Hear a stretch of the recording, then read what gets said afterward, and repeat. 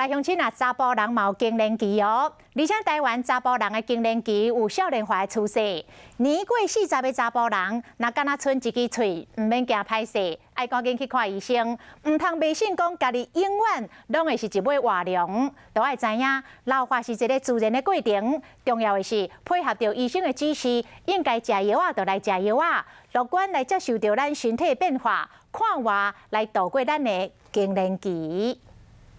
查甫人吼，千万唔通剩一支喙啦。中年男性时常被人提醒讲，爱时时念歹斗阵，腰是愈来愈粗，头毛是愈来愈少，这到底是什么问题？依照统计，台湾40岁以上的男性，每4位将近有1位高骨酮的指数上低，这代表男性更年期的症头已经出现。 因过大部分的查甫人拢因为爱面子，所以讲中年的危机拢唔插伊，继续意志消沉。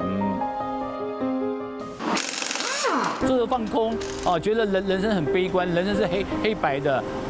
男人就是这样子啊。58岁发现是泰雅店的头家，早起9点一到，都无用伫狭窄的空间内替人去换脸啊、灌风湿螺丝，就算规身躯重汗，同款真有精神。不过，你唔通看伊即马才有活力，20当前正是壮年的判现是，既然提早进入更年期，身心灵拢受到相当折磨。到40岁左右，就觉得说身体状况不是很好，那个我对太太对我不太很满意，就不是很满意。那刚开始以为是说自己刚开始经营事业哈，压力比较大。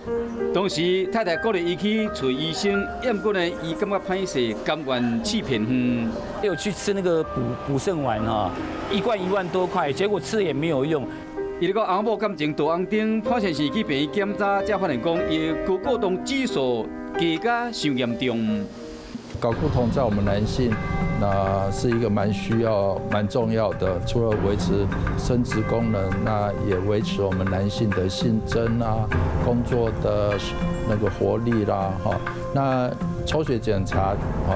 那就可以发现睾固酮下降，那就代表你确实有所谓的更年期，男性更年期的时候已经到了。 男性更年期判断的指标包括心理上、时常的失眠、高性低、紧张不安、悲观失志；生理上是人变大块、高热、爱拄久、肌肉筋肉酸痛、性功能较低等等。若有以上的症头，都应该去病院做抽血检查。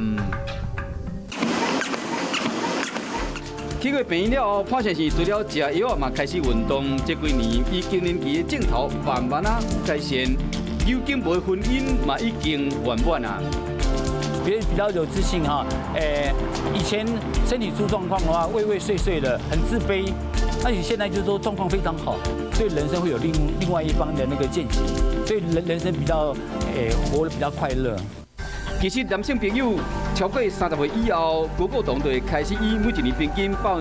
到3%的速度慢慢的下降，也就是讲，男性更年期的症头其实是慢慢的发生的。所以讲，大部分的人拢总无什么感觉。